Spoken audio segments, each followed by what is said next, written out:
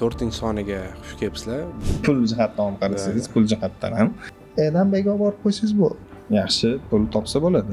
Driverni ichiga nima solsa ham o'shani olib borib bersangiz bo'ldi. Class ACDL bo'lishi kerakmi yoki boshqa Checking qilib, qog'ozni olib, bitta rasmga olib berish kerak bo'ladi xolos.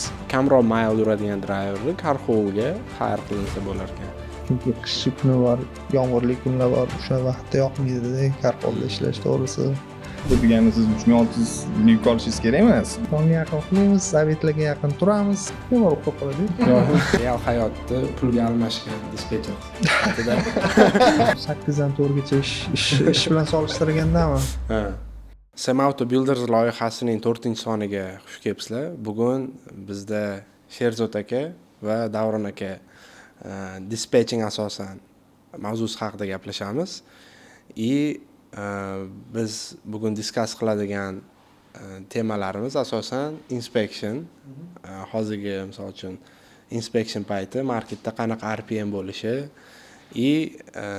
main yana o'zi experiencelardan kelib chiqqan holda car hauling bilan general freight yuklarini imенно u biznes model farqlari haqida gaplashamiz.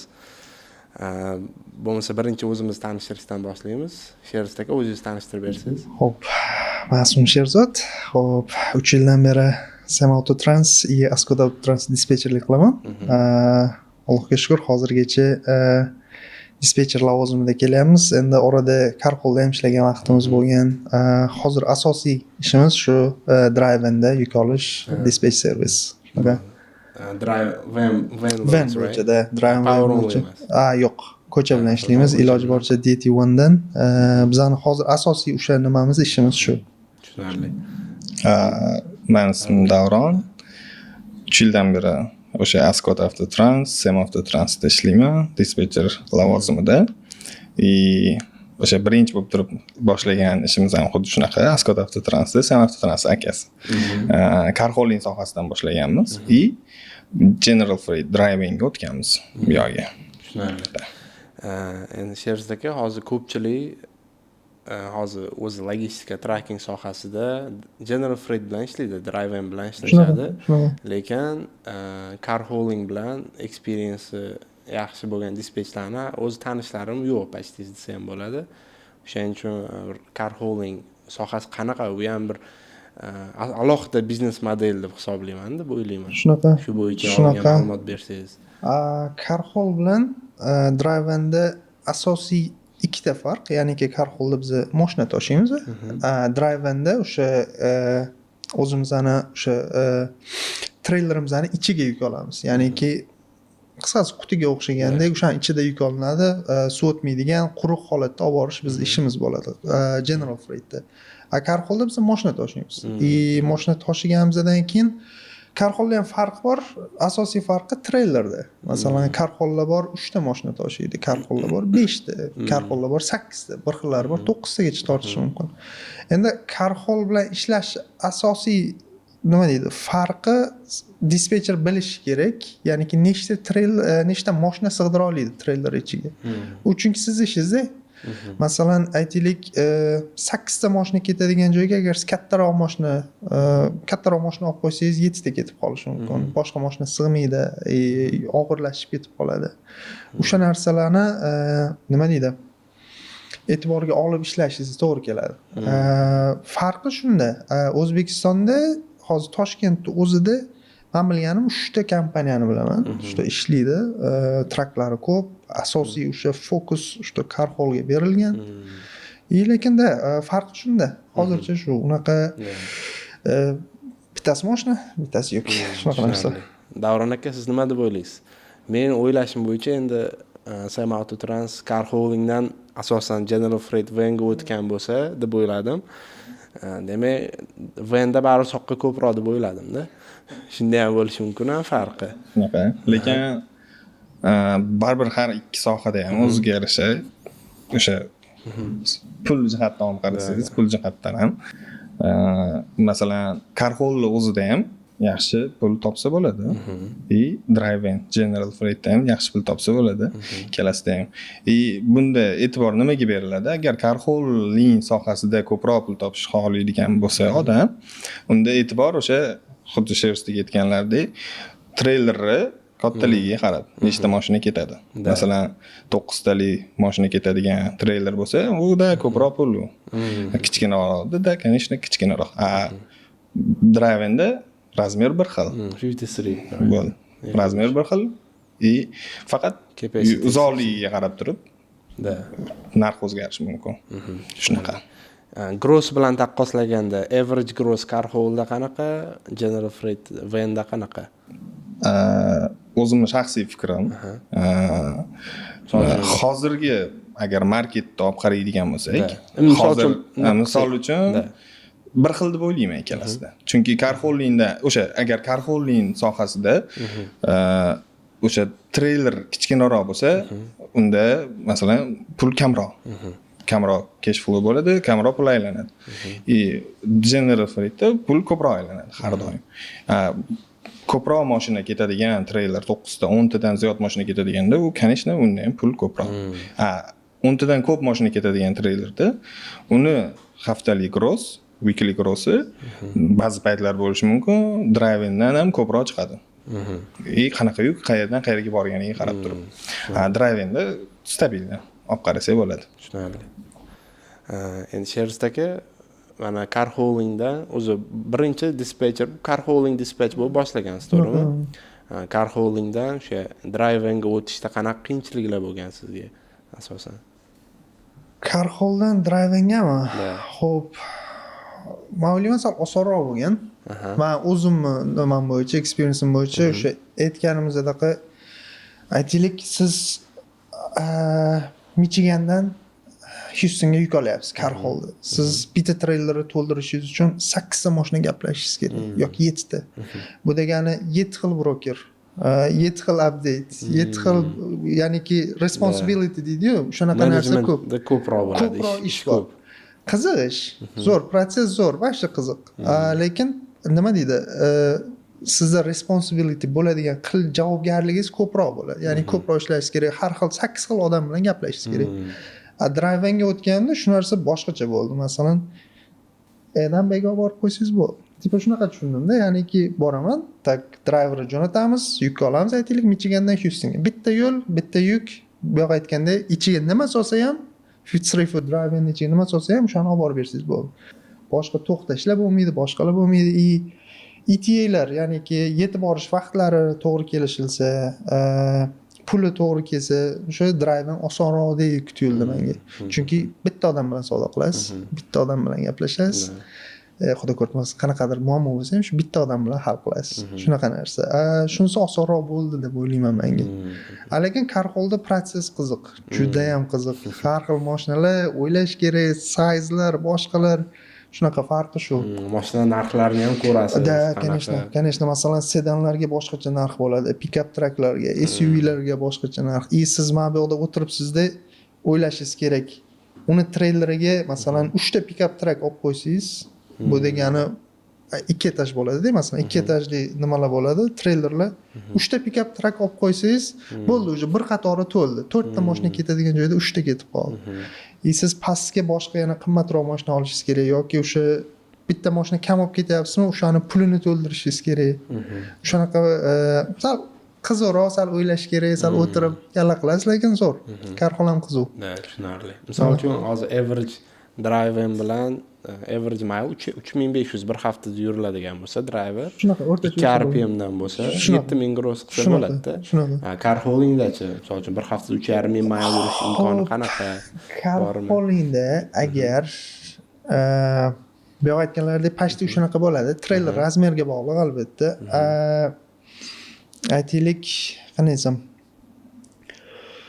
Carholda agar bitta joydan bitta joyga olib borib tashlasangiz, masalan, max o'sha experience bo'yicha maksimum necha mile yurgan drivers Carholingda, minimum necha mile yurgan bir haftada? Carholda kamroq yurganmiz biz. Aytaylik 2,5 mingdan 3 minggacha yurganmiz. Lekin grossimiz o'sha men ishlagan paytlarda 14 ming, 15 ming qilganmiz mashina grossini, chunki yaxshi to'lagan u payt. Joy keladi, zo'r to'lab qoladi, shunaqa bitta bomba yuklar chiqib qoladi, yaxshi yuklar, shunaqa qilgan paytimiz bo'ladi. Lekin hozirgi paytda menimcha pashti bir xil bo'lsa kerak. Hozirgi kunda. Tushunarli.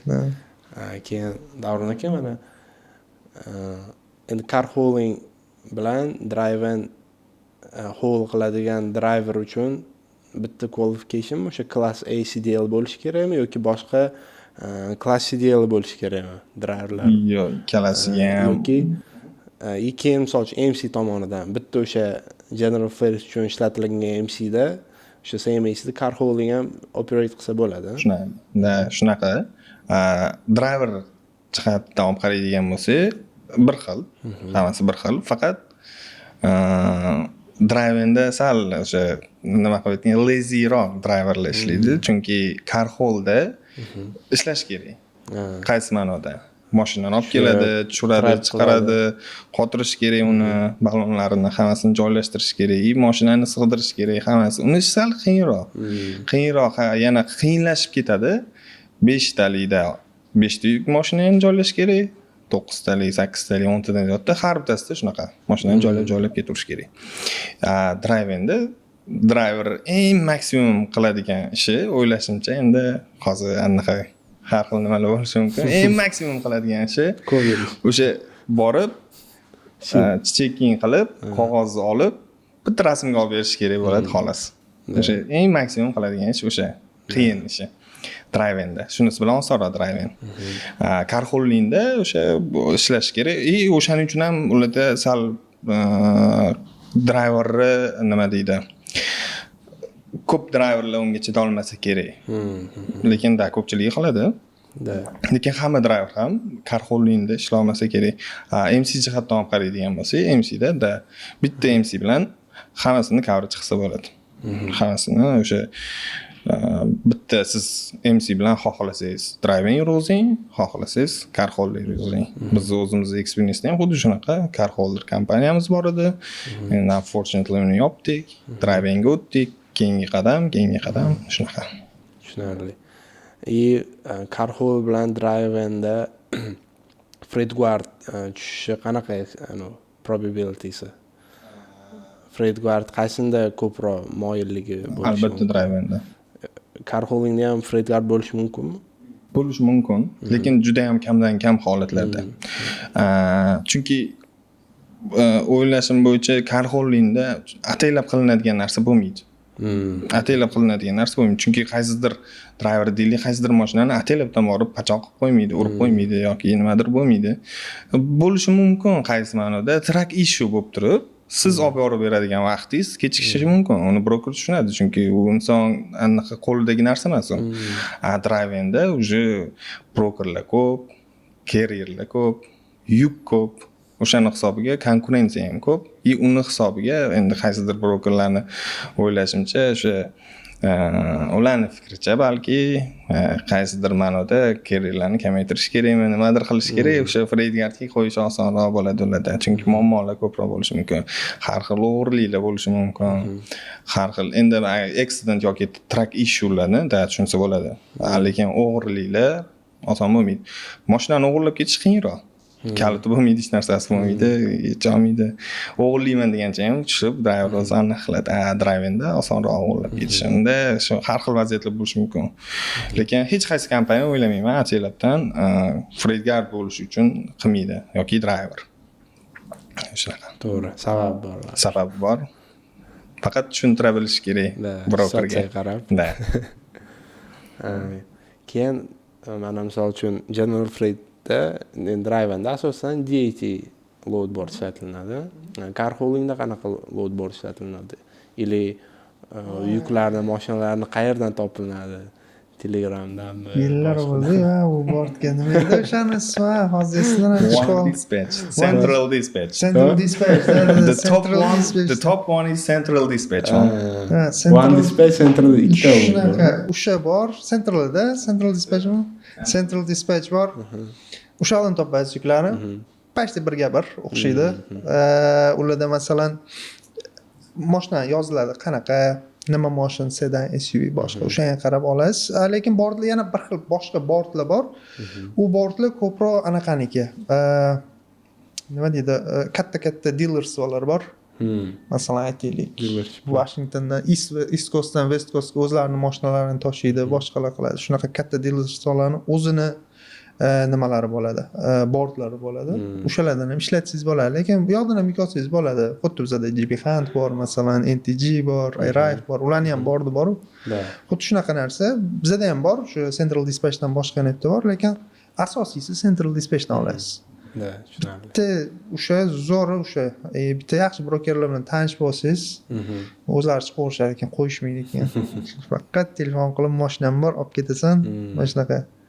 Oson, juda ham oson. Endi hozir xulosa qildim. Men driver bo'yicha kamroq mayl yuradigan driverni Carholga hire qilinsa bo'lar ekan yoki ko'proq mayl yuradigan driver shunaqada hozir Davron aytgandek sal qiyinchiligi bor. Chunki aytaylik 5 ta mashina oldimi, uni minimalni 3 ta ballonni strap qilish kerak. Buni ko'paytirsangiz 15 ta strap, buni chiqarish bor, tushirish bor, shunaqa joylari bor. O'sha joylariga agar nima deydi, lazylik qilmaydigan bo'lsa driver, o'shanda Carhol zo'r ekan. Agar men faqat yuraman, ko'cha kerak, faqat yuraman desa, unda drivingga o'tish kerak. O'sha yaxshiroq.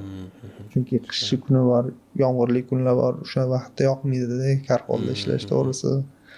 Odam qiynab qo'yadi, tushunsa bo'ladi deb bir xil driverlar. Tushunarli. Endi aka nima? Misol uchun o'z dispatch siz boshqa departamentlarda ham ishlab ko'rganmisiz? Sherzaki? Biz faqat update dispatch. Boshqa departamentlar men o'zimda yo'q ekan. Mana shu faqat shu Carholda dispatch, drivingda update, drivingda dispatch. Kimning experience ko'proq hozir? Bizda Year based olinadigan bo'lsa. Bizda asosiy shu bo'lgan, shu yo'nalishga ketganmiz ekan. Tushunarli. Endi misol uchun ba'zida experience yilga asoslanib so'ralinadi-yu, to'g'rimi? Ba'zida challengelarga yoki qilgan variety of things, ishlariga qarab asoslanadi. Misol uchun siz faqat driver and dispatchersiz, to'g'rimi? Lekin 3 yil experience'ingiz bor. Bu yerda 1 yillik, 2 yillik experience bor. Flatbedda ham, reeferda ham, drivingda ham, Carholda ham hammasida experience bo'lsa, demak u ko'proq experience bo'lishi mumkin, to'g'rimi? Shu sohada aytaylik-da, logistika sohasida. Misol uchun experience ko'pligingizni qanday asoslab berasiz? Misol uchun qanaqa dispatcher experience ko'p dispatcher deb hisoblasak bo'ladi? Xo'p. Nimani pluslari bo'lishi kerak, misol ptichkalar bo'lishi kerak experience dispatch. Aynan men endi nimada aytolmayman. Nima bilimlari, nima qualificationlari bo'lishi kerak. Lekin driving o'ziga keladigan bo'lsa, professional dispatch uchun nima qualificationlari bo'lishi kerak? Xo'p, men o'ylashimcha shu dadvanni ochgandan ko'ryapsiz, driveringiz bor. Qayerga olib chiqsangiz, shu ertasi kun o'sha yerda qolib ketmaysiz. Men shu narsani, shu bozorni tushungan odam, menimcha experienced odam deb o'ylayman. Shu bilyapti haliga. Hozir masalan bu shtatdan bu shtatga yuk olish qiyin narsa emas o'zi aslida, lekin o'shani to'g'ri olib borib berish, olib borib bergandan keyingi step nima? Ana shu narsani bilish. Masalan, o'sha bitta challenge, ana shu narsani yaxshi bilgan odam, menimcha to'g'ri yukka olishni bilgan odam, o'sha bir gross management, daily management. Mana shu narsa. Ya'niki masalan, dushanba kun hafta boshida men RPM'ni katta qilib o'lik joyga chiqarganimdan ko'ra, sal arzonroq bo'lsa ham yaxshiroq joyga chiqarsam, undan keyingi steplarim haftaning oxirigacha menga osonroq bo'ladi. Tortib ketishim o'sha driver. Hozir men dushanba kun zo'r, men buni RPM zo'r ekan, yoqdi menga $3 deb o'lik joyga chiqarsamda, ertaga u yana u yoqda stak, undan keyingi kun yana stak, undan keyingi kun o'sha narsalarni oldini ola olgan yoki keyingi stepini nima qilishni bila olgan dispatcher menimcha o'sha experience bo'ladi. Ikkinchisi mana shu datni ochgandan bilish kerakda, qaysi yo'llardan yursa bo'ladi, qanaqa yo'llar bor, o'sha bilish kerak. Ya'niki tog'li yo'llar bor. Masalan, og'ir yuklarni masalan 44 ming pound, ba'zida 45 ming ortib berishadi.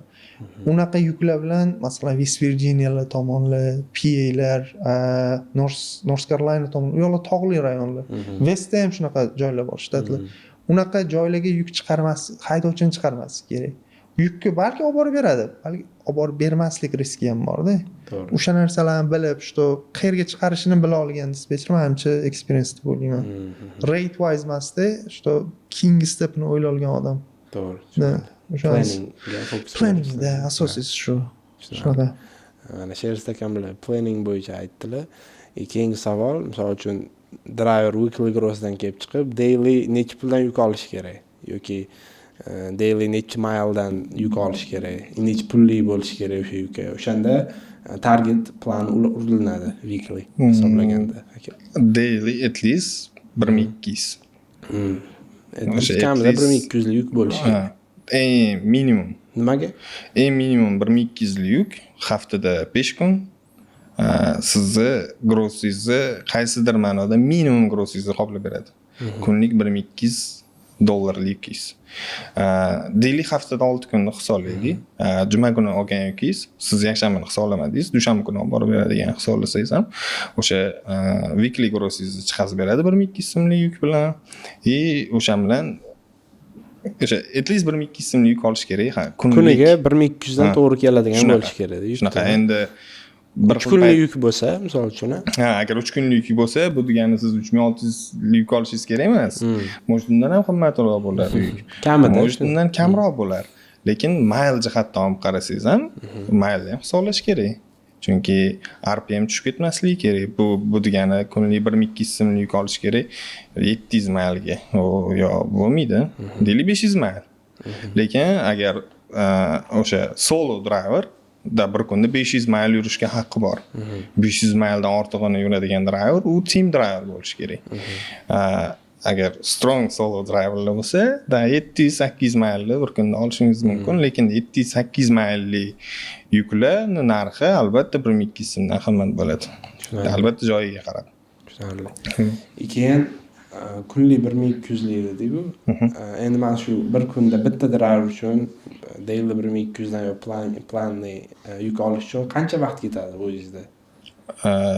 Bir kun uchunmi? Bitta driver uchun 1 soatmi, 10 soatmi? Agar yo'q, mana driver soniga qarab, bitta driver uchun qaysi joydan chiqarishingizni, masalan, siz bilasiz, driveringiz deylik keldi Illinois shtatiga. Illinoisda driveringiz ertalab 7 am appointment bor. Siz u primerni olasiz. 9 gacha bu empty bo'ladi, ready bo'ladi. 9 gacha yuk olishim kerak. Keldingiz ishga 7 o'tirdingiz. 1 soat vaqtingiz ketadi u driverni yopish uchun. Balki 10 minutda yoparsiz. Lekin yuk tanlashingiz kerak, qaysi joyga chiqarishingiz kerak. Xuddi shunaqa plan qilasiz. Masalan, Illinoisdan hamma joyga olsam, ertaga u joydan nima qilaman? Qaysi joyga chiqaraman? O'sha narsalarni o'ylagan holda bitta driver minimum ketishi mumkin, 2 minut vaqtingiz ketishi mumkin. Ketishi mumkin, butun boshli kuningiz u driverni yopish uchun o'tib ketishi mumkin. Shunaqa holatlar ham bo'ladi. Depends on the situation. Shunaqa. Depends on the situation, depends on the market. Keyin u driver qayerda joylashganiga kelgan joyiga bog'liq.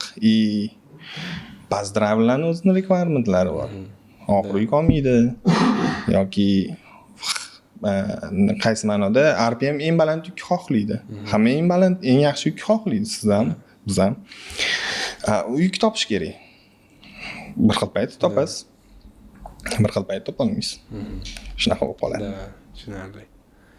Sherzod aka, mana average dispatchda nechta track bo'lishi kerak o'zi umumiy? Bitta o'zingizda nechta track bor hozir? Take care qilasiz. Xo'p, men o'ylayman joy kelgan, masalan, o'zimda 11 tagacha bo'lgan. 11 tagacha qaragan paytimiz bo'lgan. Hozir dandan momentda 8 ta. Masalan, 11 tagacha ham qara olasiz. Qara olmaysiz emas, qaraysiz. Qilsa bo'ladi, iloji bor. 12 ta, 15 tagacha ham qilsa bo'ladi, iloji bor u narsa.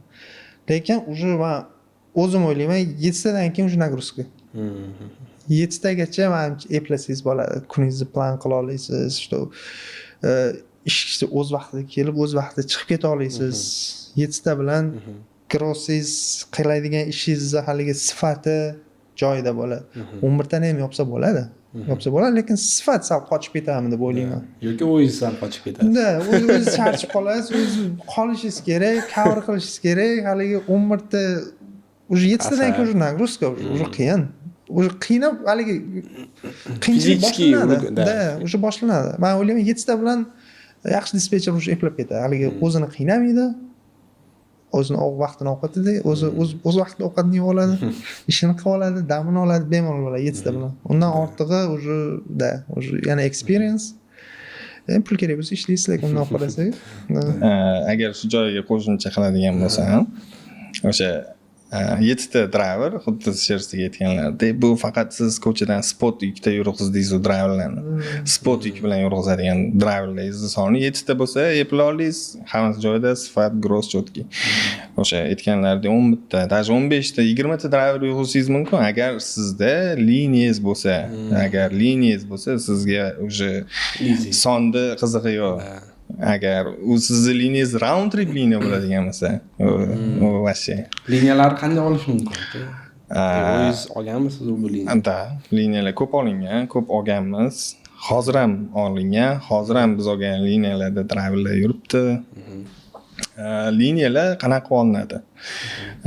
Bitta broker ishlaysiz. O'z masalan 2 yo 3 martadan keyin уже bilasiz, u broker har kuni mana shu joyda yuki bor. O'shandan keyin so'rash boshlaysiz. Qara, har kuni yuking bormi? Da, o'zimda har kuni driver bor.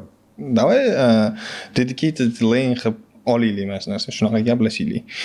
Dedicated lane year round, at least year round hisoblanadigan bo'lsa 1 yil. Unda siz buni ichida siz o'sha zo'r pul qilishingiz mumkin bo'lgan peak season ham ichiga kirib ketadi. Общий average summa olinadi, o'rtachasi tanlanadi, liniya olindi hisoblanadi. Liniyani oldingiz, u brokerdan ishladingiz, zo'r hammasi joyida qilib berdingiz, yopdingiz, chotki bo'ldi. U broker boshqa customer topadi. Masalan, siz уже undan liniyani oldingiz, sizni ishingiz yo'q, driver, cover. Broker u yukini cover qilib qo'ydi, uni ham ishi yo'q, cover. U ham boshqa customer izlash kerak. Boshqa customer izlaydi, boshqa liniya topadi, yana sizga offer qilish boshlaydi. Qara, mana bunaqa liniya bor, qilasan. Gaplashasiz. Oson. O'sha eng muhimi liniya olishda yoki liniyani yurg'izishda eng muhimi communication deb o'ylayman o'zim. Har bitta holat bo'yicha brokerga informatsiya yetib borish kerak. Har bitta holat. Masalan, siz plan qilgan trak nima qildi? Masalan, deylik, pick-updan 2 soat oldin. Broker bilish kerak. Sizni trakingiz yuk olishga tayyor. U xavotir qilmasligi kerak. Yoki deylik 5 soat yoki 10 soat.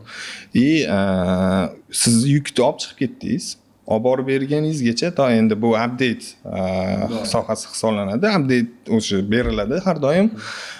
Olib borib berdingiz, qanaqadir muammo, nimadir bo'ldi yoki sal oldinroq aytib qo'yish kerak brokerga. O'sha eng muhimi communication. Communication zo'r ishlasangiz, rostdan ham yaxshi kelishsangiz broker bilan, unda hech qanaqa muammo bo'lmaydi. Qaysidir yukida deylik siz yopolmay qoldingiz yoki nimadir track ish yoki nimadir, u brokerni sizdan jahli chiqish koeffitsiyenti kamroq bo'ladi. Chunki siz zo'r communication olib borasiz broker bilan, zo'r ishlaysiz. Shu narsa. Undan bu narsa brokerlarga yoqadi deb o'ylayman o'zim shaxsiy fikrim. Yaxshi communication qiladigan carrier yoki dispetcher brokerlarga yoqadi. Ular ko'proq ishlagisi keladi unaqa carrierlar bilan. Ko'proq yuklarini beradi. Deylik, o'sha siz dedicated qiladigan brokerdan spot yuklari bo'lishi mumkin. Spot yuklarni albatta sizga sizni yaxshi muomalangiz uchun bozor narxidan ko'proq narxga beradi. Yaxshi RPMda. Yaxshi mana lane oldingiz, bu yoqda trackni qualification'i, qanaqa track, necha yili necha bo'lishi kerak, MC keyin javob bera olishi, driver qualification'i, misol uchun driver necha mile yura olishi kerak, u lane uchun dailymi, weeklymi, shunaqa. Nechta driver capacity qo'yilishi mumkin, o'sha bitta olgan lane'ingizni misolida keltirib bera olasizmi? Mana shular kriteriyaga qo'yib. Masalan, deylik, bunaqa nechta driver track uchun olingan lane qanaqa lane o'zi minimum yoki har kuni bo'ladi yoki 5 kun haftada dushanbadan jumagacha yoki har kuni liniya bo'ladi.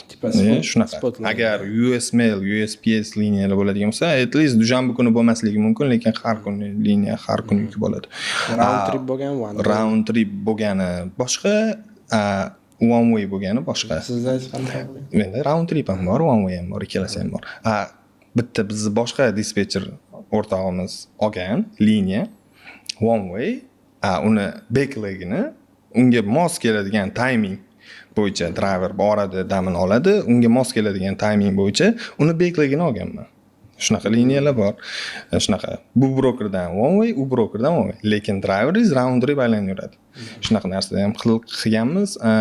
Bunda agar liniyada MC ga qaraydigan bo'lsak, MC da faqat safety score qaralsa kerak.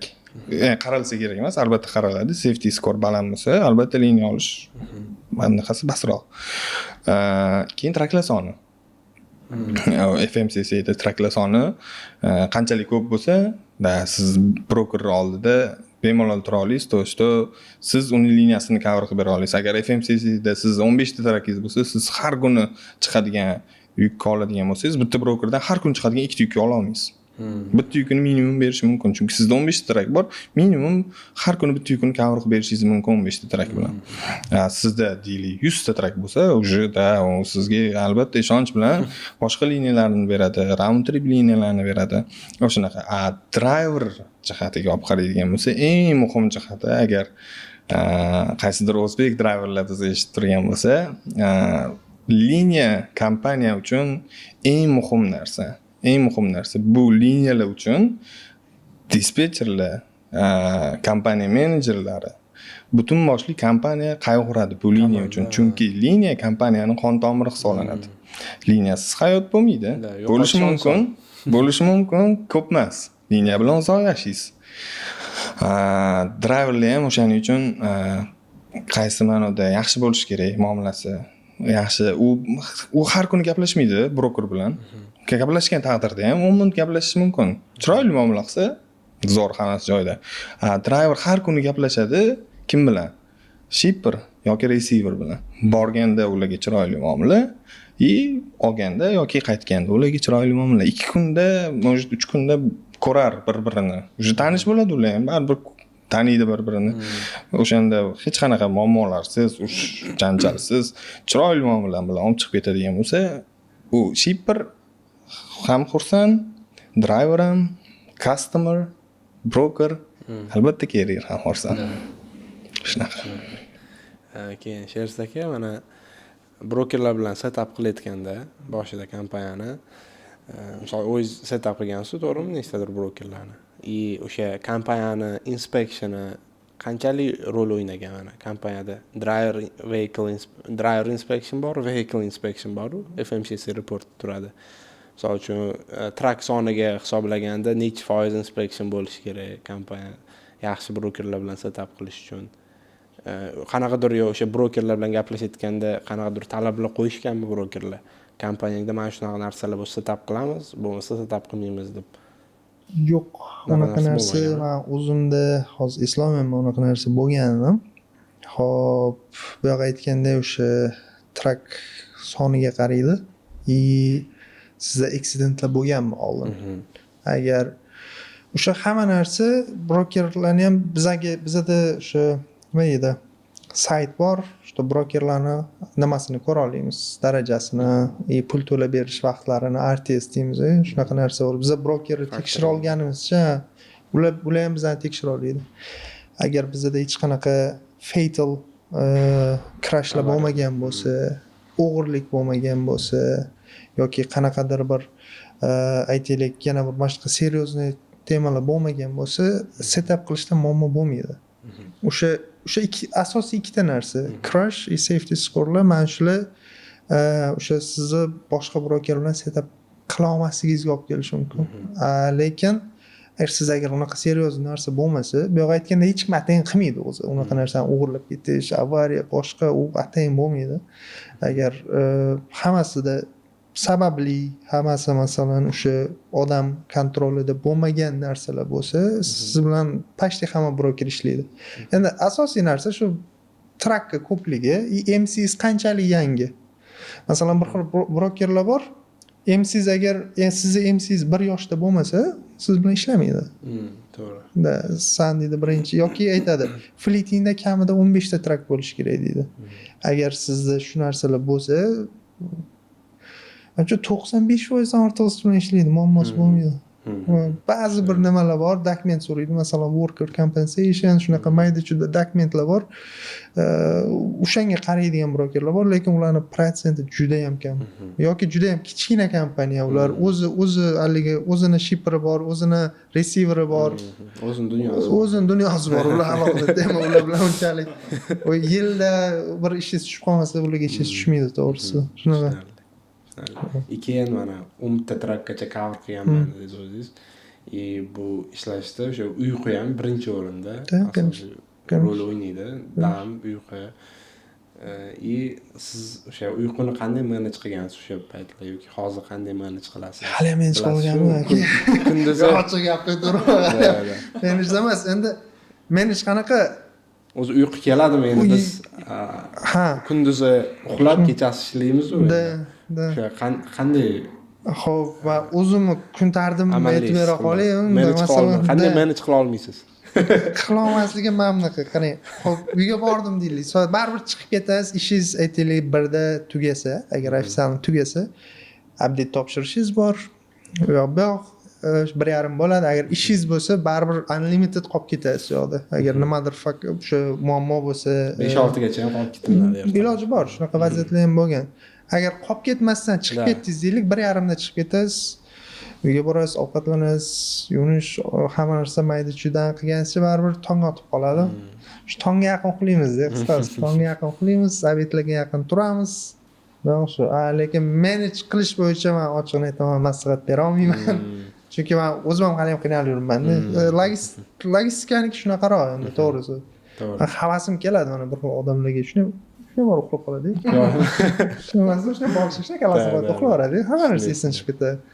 Iloji yo'q. Menimcha logistlarda unaqa narsa qiyin masala. Davron, siz nima deysiz? Qo'shilaman. Manage qilish iloji yo'q. Nima qilish mumkin? Faqat bir xil vaqtda uxlab, bir xil vaqtda turish mumkin. O'sha narsani manage qilish mumkin. Lekin ana bunaqa narsalar bo'lmaydi. Masalan, har xil holat bo'ladi. Siz kechqurun ishlaysiz, kunduz uxlaysiz. Lekin siz endi hammada shaxsiy hayot, oila, uydagilar bir xil payt ertalab turishga majbur bo'lasiz. U kun siz uchun eng og'ir kun bo'lishi mumkin. O'shanaqa joyida uyqu kam bo'ladi undan. Yana siz uxlaysiz, yana siz bilasiz, sizda keyingi yana tun kutib turibdi uxlamasdan. Traklar turibdi bu yoqda. Yana bir kun даже uxlamasligingiz mumkin. Shunaqa. Tushunarli. Lekin agar o'zi meditsina jihatidan qaraydigan bo'lsak ham, chunki biz kompaniyamizga o'sha ko'p anaqa o'sha treningga kelishadi, o'sha Nodir akamni deylik og'aynilarimni, tanishlarimni o'tib berishadi.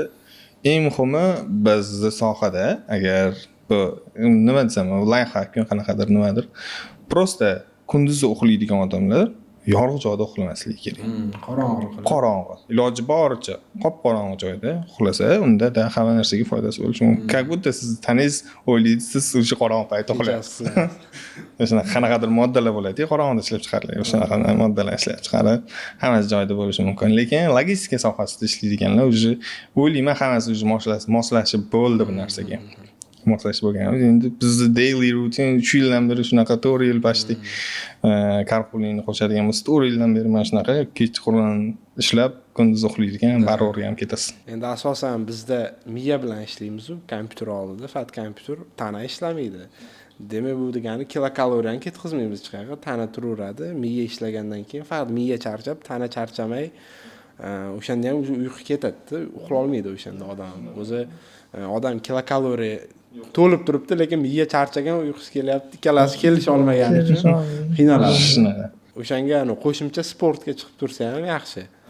Kilokaloriya burn bo'ladi, buyoqda miya charchab, ikkalasi ham charchab kelishib uxlaydi. Albatta. O'sha o'zim tajribamdan kelib chiqib, mana shunaqa misol uchun sportga chiqish kerak, sportga zalga chiqmagan paytlarim bashi uxlolmasdan qiynalib, sportga chiqsam bemalol ham tana charchaydi, ham miya charchab yaxshi uyqu bo'ladi. Lekin sinib ko'ramiz. Maslahat bera olaman. Endi oilali odam uchun u sal qiyinroq, vaqt ajratish kerak unga. Shunaqa. Oila boshqa ro'zg'or deydi.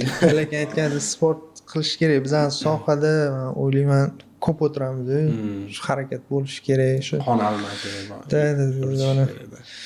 har doim mana dushanba kundan yoki mana chisloni birinchisidan deymiz, lekin hech o'xshagan yo'q.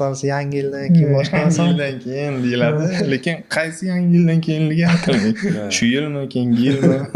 Lekin chiqish kerak. Aytgan gapingiz to'g'ri, siz o'sha sog'lig'iga, o'sha bar odam o'ziga kerak.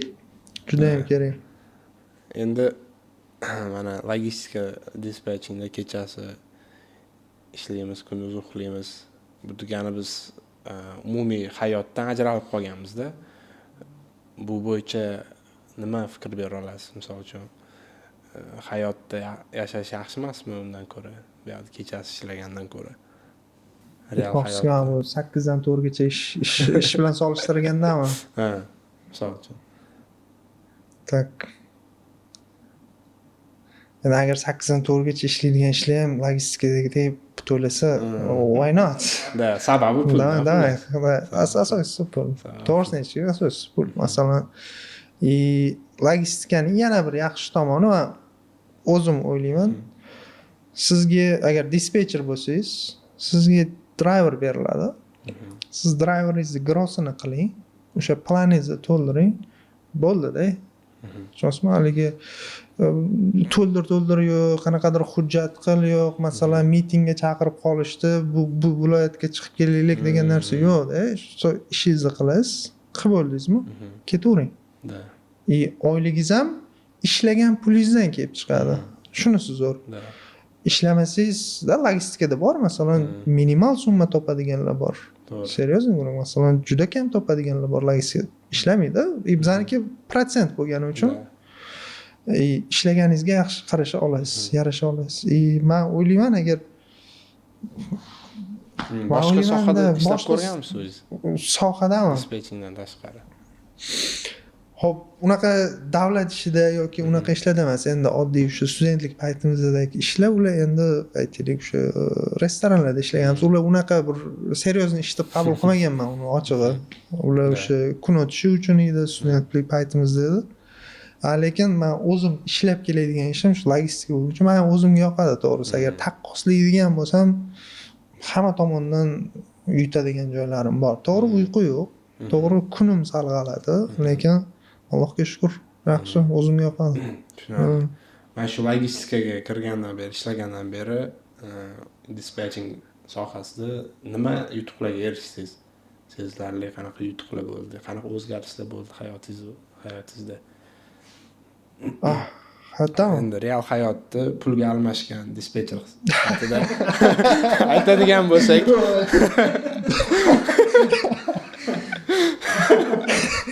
hamma xarajatlarimni to'ladim.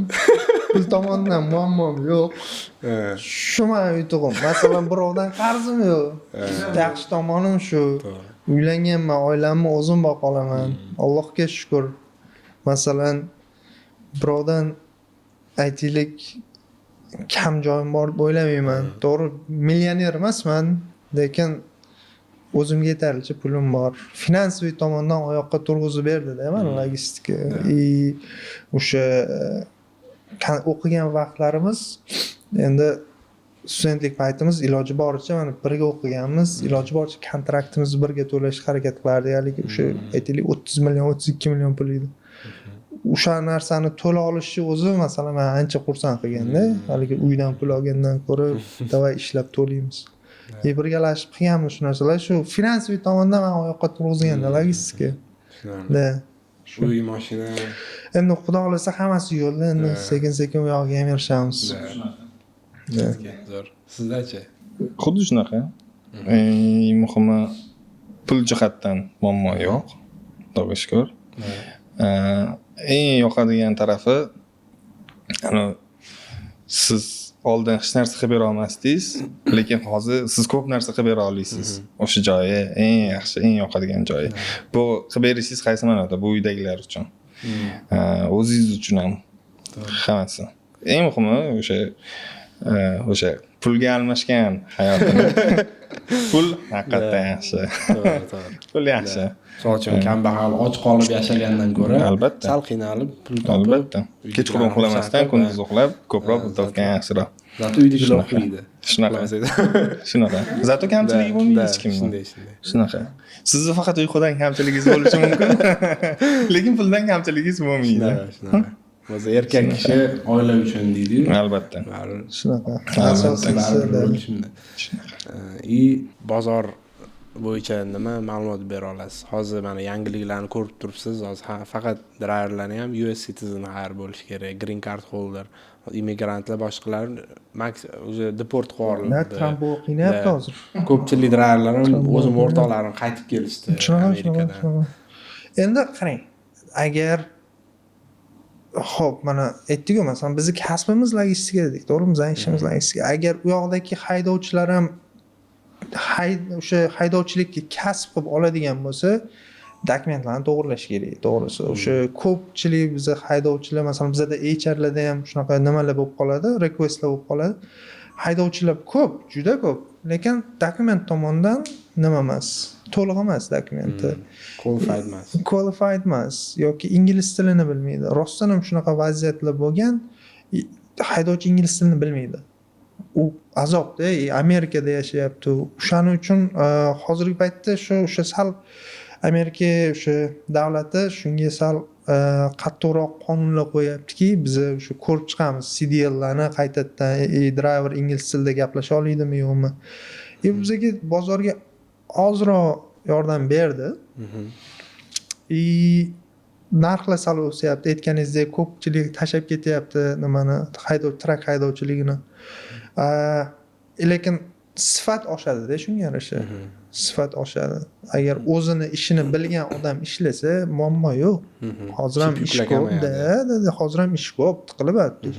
Prosta dokument to'g'irlash kerak, o'qish kerak, o'rganish kerak. O'sha aytgandek, bizning sohada qanaqadir o'sishlar bo'ldi. Endi yana bizda sezon kelyapti, xudo xolasa. Sezonimiz bor, yaxshi o'tkazib olsak inshaalloh. Bayramlar bor katta-katta. Qaysi vaqtdan qaysi vaqtgacha davom etadi? Xo'p. Qarang. Noyabr o'rtalaridan boshlanadi. O'sha o'zi asosiy sezonlar bayram oldi bo'ladi. Qor yoqqan payti bo'ladi. O'sha birinchi qor yog'ishidan keyin o'zi boshlanadi bog'i. Noyabrda o'rtasidan yanvar oxirlarigacha-da. Orada bir 2 hafta o'sha yangi yildan oldin 1 hafta, 2 hafta yo yangi yildan keyin 1 haftalar bozor o'sha cho'qqisiga chiqadi. Ko'p haydovchilar ketadi, ko'pi uyda bo'ladi, bayramda bo'ladi. Ko'chada yuradigan odam kam bo'ladi. Qorlar bo'ladi, o'sha havo o'zgarishlari bo'ladi. O'sha paytda ko'chada yurgan haydovchi kam bo'lganda reydlar osmonga otib boradi. O'sha payt endi bizning nimamizda, sezonimiz. Ya'ni shu umid qilamiz, haydovchilarimiz yukirmasin o'sha payt, ishlashsin. O'sha bizning sezonda, o'sha bizning ishimiz. Keyin mana Davron aka, mana sezon yaxshi bo'lib, boshqa bo'lyapti. Mana 2025-yil tugashiga ham ozgina qoldi. O'sha 2025da nimalarga erishildi kompaniya bilan? Plus kelajakka qanaqa planlar endi bu yoqqa? O'zimiz ishlaydigan Sem Avtotrans kompaniyasini olib qaraydigan bo'lsak, biz uchun 2025-yil o'zim shaxsiy fikrim, lekin o'ylashimcha kompaniya uchun juda ham bir successful yillardan biri bo'ldi. Traklar soni, liniyalar soni, brokerlar soni, o'sha trusted brokerlar bizga ishongan, biz ularga ishongan brokerlar soni hammasi ko'paydi bu yil hisobiga. Bu yilda hisobida yana bizda o'sha ishchilar soni, bu degani pul miqdori, albatta office upgrade bo'ldi. Eng muhimi ofis yaxshi joyga ko'chdik, yaxshi joy olindi. Yana nimalar bor? Hammasi o'sha eng plusga ketdi. Eng kompaniyani qaysi jihati ko'tarilishi kerak bo'lsa, Sem Avtotransda 2025-yil hamma jihat ko'tarildi. Keyingi o'sha Nodir akam o'zlari ham aytganlaridek, o'sha to boramiz biz samolyotda yuk tashiganimizgacha. Samolyotda yuk tashish. Xudo xolasa, может 2026 уже samolyotda yuk tashishga o'tib ketarmiz balki bu ketish bo'lsa. Chunki hozir aytishim mumkin, kompaniyani o'sha oldinga qadam tashlashi, u oldingidan ancha yaxshi, o'zimiz shuncha yildan beri ishlaydigan bo'lsak, oldingi yillarga solishtirganda, может 2024-yilga solishtirsak, 2025-yil biz uchun даже 2x ko'tarildik deb hisoblasak ham bo'ladi. Sem Avtotrans. Tushunarli. Keyin mana shu siz ham bo'lgansiz, to'g'rimi? Sem Avtotrans mana shu o'sishlar payti she'rsidagi. Asosan nima sabab bo'ldi mana shu o'sishlarga? Imенно kim yoki kimlar sabab bo'ldi? Tak, bizda aynan Sem Avtoni o'zini aytadigan bo'lsak, menejment juda ham yaxshi. Tak, menejment tushunadi, aytaylik, ishchiga nima kerak bo'lsa ta'minlab berilyapti. O'sha tomonlari yaxshi. O'sha erkinlik bor-da, agar masalan kimdir siz ustingizda bosib tursa, ishlamaysiz, xuddi shunaqa narsa. Bizda unaqa narsa yo'q, Allohga shukr. Menejment yaxshi tushunadi. Bizda yaxshi dispetcherlar bor. Sem Avtoda liniya oladigan, liniyani tushunadigan, kontrol qilishni biladigan bolalar bor. Komanda zo'r. Men o'ylayman, shu komanda asosiy nimasida ko'tarib bergan asosiy sabab komanda plus management. Buyog' aytgandek, pashti hamma sohada o'sildi. Pashti hammasida fleet department ham o'sdi, masalan safety ham, accounting ham, update department kattarayapti, masalan dispatch department kattarayapti, liniyalar bor, brokerlar bor. Hozir ishlaydigan brokerlarimiz sonini sanolmaymiz, to'g'risida. Allohga shukr, shu darajada ko'p. Bizga osonligi shu bo'lyapti, o'sganimiz shu bo'lyapti. Keyin sizni Sem Avtoda qolishingizga, misol uchun 3 yildan beri boshqa kompaniyalar qidirib ko'rganmisiz? Yo qaysi kompaniyalarga intervyularga borib ko'rgansiz? Yo'q. Hamma har xil holat bo'ladi-ku, stress qilgan paytlaringiz, boshqa paytlaringiz, boshqa opsionlarni ko'raylik degan fikr o'tganmi? Qanaqa bo'lgan? Yo'q, lekin to'g'risi shu birinchi shu yoqda boshlaganman logistikani. Allohga shukr, yaxshi ketyapti. Shu yoqda qolish niyat, to'g'risi boshqa joyda. Endi boshqa joyga o'tib yurgan tanishlarimiz bor. Endi gaplashasiz, bar o'rtoqlaringiz boshqa.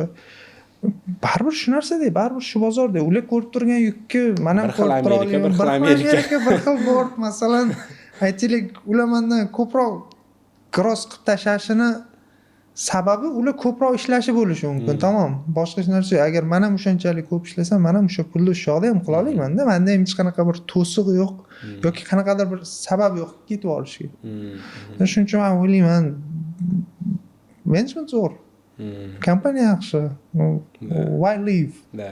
Nima ketish kerak? Ketishga sabab yo'q. Sabab yo'q. Allohga shukr, yaxshi. Sizdachi? Misol uchun to'g'risini aytavering, qaysi kompaniyalarga borgansiz? Shu paytgacha hech qaysi kompaniyaga o'tib ko'rmaganman. Faqat men shu Sem Avtotrans, Ascot ikkalasida o'rganganman ishni. Ikkalasida men shu sohani o'rgandim, shu sohadan pul topdim.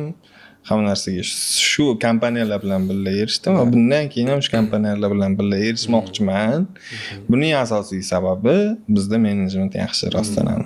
Chunki bizda tanishlar bor, boshqa kompaniyada ishlaydigan, bu degani qaysidan o'tib, endi har bitta gapida so'ki boshqa narsa unaqa yo'q, bizda unaqa narsalar yo'q. Siz erkinsiz, ishingizni qiling bo'ldi. Qaysidir jihatlarida ham sizga yordam beriladi. O'sha jihatdan Sem Avtotrans albatta qadrlaymiz. Endi misol uchun boshqa kompaniyalar ko'proq pul beraman deb chaqirishi mumkin. Lekin u shu narsani kompaniyani o'zidan request qilsa, kompaniya ham qilib berishi mumkin. Sem Avto ham qilib berishi mumkin.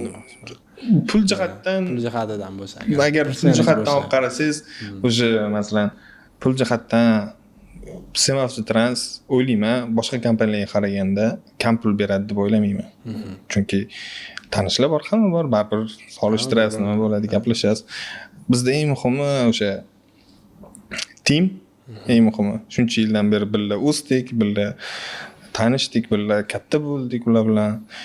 Masalan, siz begona odamlar bilan borib ishlashingiz mumkin-da, lekin qiyinroq moslashib ketishingiz, yana qaysidir adaptatsiya bo'lishingiz uchun qanchadir vaqt kerak bo'ladi. Lekin yo'qda siz monopoliya bo'lishi mumkin. ha, albatta, siz уже transda biz shuncha narsani o'rgandik, tim, qadrdonlar, hammasi bizni qadrdonlar, hammasi yaxshi insonlar. O'shaning uchun bu o'ylashimcha shu sabab yo'q ketishga.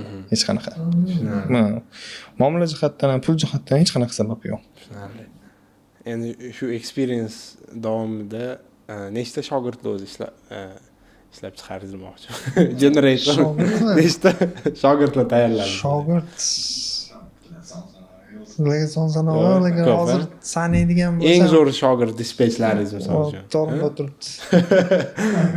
Mana shu bir xil ikkalamiz masalan Sizdan ko'proq ilm olgan bo'lsa kerak. да, конечно, ustozdan o'tmasa bo'lmaydi. Bunaqa, ya молодец. Shogirdlar bor, shogirdlar ko'p. Men o'ylayman 10 taga yaqinlashib qoldim shekilli. Dispetch chiqarganim. Yo'q, endi Semavton o'zida kelgan, boshqa o'rgangan, masalan, qanaqa sabablar bilan ketganlari bor. Menimcha 10 talarga yaqinlashdi o'sha. Lekin yaxshi, Allohga shukr o'rgatyapmiz. Qo'ldan kelgancha. O'rgatishda misol uchun qanaqa asosan metodlarga e'tibor berasiz? O'rgatish ham bir asosiy like teaching skill-da bu ham. Qo'yib qo'yish kerak-da. Masalan, shunaqa vaziyatlar bo'ladi. Men o'zim qilardim.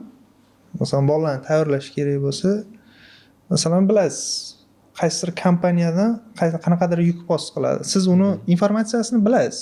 Lekin atayin o'sha narsani bu bolalarga berardim-da, davay telefon qilib ko'r. Gaplashib ko'r. Qanaqa bo'ladi? Infosini oladi, boshqasini qiladi. Davay savdolashib ko'r.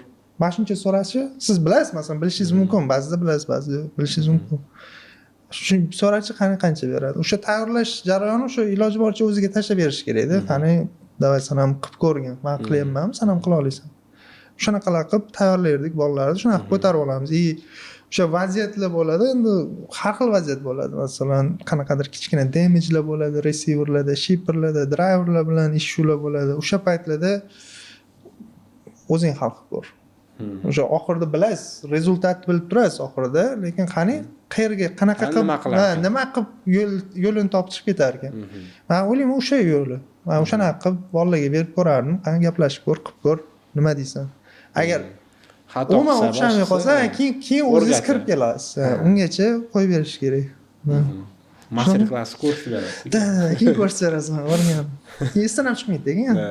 O'zi qilib ko'rdi, o'xshamadi, ko'rsatdi, esdan chiqmaydi o'sha narsa. Shunaqa. Mana Davron aka, hozir intervyu davomida nima sizdan so'ralmagan narsam borki, siz o'sha narsani sizdan so'rashimni yoki shu narsa haqida aytib berishni xohladingiz? Hammasi bo'ldi shekilli, hozir hammasi joyida, hammasi yaxshi. Kompaniya jihatdan hammasi so'raldi. Hammasi joyida. Boshqa misol uchun trackingga kirib kelmoqchi bo'lgan kadrlar uchun nima maslahat berasiz? Ular uchun tanlasinmi, pulni tanlasinmi? Hozirgi marketdan kelib chiqib aytadigan bo'lsam, pulni tanlashni maslahat beraman. Baribir hamma yaxshi yashashni xohlaydi, lekin bitta maslahatim, hech qachon ingliz tilini bilmasdan turib, bu deganim qaysi? Ingliz tilini yaxshi bilmasdan turib, bu sohaga qiziqish foydasi yo'q. Birinchi ingliz tilini o'rganish kerak. Ingliz tilini bilgan odam uchun bu sohada ishlash bilmagan yoki kamroq darajada bilgan odamdan ancha ko'proq, 10 barobar balki ko'proq o'rganib ketishi. Yangi kirib kelmoqchi bo'lganlar ingliz tilini zo'r o'rgansin. Undan keyin o'sha hamma kompaniya, даже bizni hamma kompaniyalarning o'zini o'sha anaqa kurslar ochilgan. Bizda ham o'zimizda reklama. Star Logistics kursimizga yoziling. O'sha yerda best dispatch bo'lib, lane o'tiring. Soqqani qilib o'tiring. Boshni qashlab. Cool. Sherzod aka, mana shu nima savol bo'ldiki, siz mendan kutdingiz, lekin so'ramadim. Yo'q, so'raldim ham chiqamasi. Maza qildim, zo'r. O'zingiz xolis fikringiz bo'lmasa. Men boyagi nimaga aytmoqchi edim, agar mana shunaqa logistikaga kirib kelmoqchi bo'lgan agar insonlar bo'lsa, shu narsani tomosha qilib turgan bo'lsa, sabrli bo'lish kerak. Ochiq asosiysi shu. Yarim yo'l tashlab ketmaslik Yarim yo'l tashlab ketmaslik kerak. Masalan, o'zimizdan kelib chiqib aytadigan bo'lsak, biz ham minimal oylikdan boshlaganmiz. Ochig'ida juda minimaldan boshlaganmiz. Allohga shukr berganiga shu o'sha narsalar ham bizani o'rgatganda. Masalan, men bu kompaniya boya aytganingizdek ko'proq pul to'lar ekan deb bu kompaniyaga sakrash kerak emas yoki masalan update ishiga kirdingiz. Boshda baribir update kirasiz yoki masalan boshqa departamentga oddiy yordamchi bo'lib kirdingizmi? Ozgina vaqt sarflash kerak-da, baribir minimalni bir 7 oy, 8 oy, iloji bo'lsa 1 yil o'sha sohani, o'sha qilib yurgan, o'sha sizga assign qilingan ishni ishlash kerak. No, o'zingizni bir professional his qilib olsangiz ham ishlashingiz kerak-da o'sha ishda. O'sha sabr qilgan manimcha inson bu sohada yuqoriroqga erishadi. Hammasi Allohdan. No, sabr qilish kerak, ishlaverish kerak, tamom.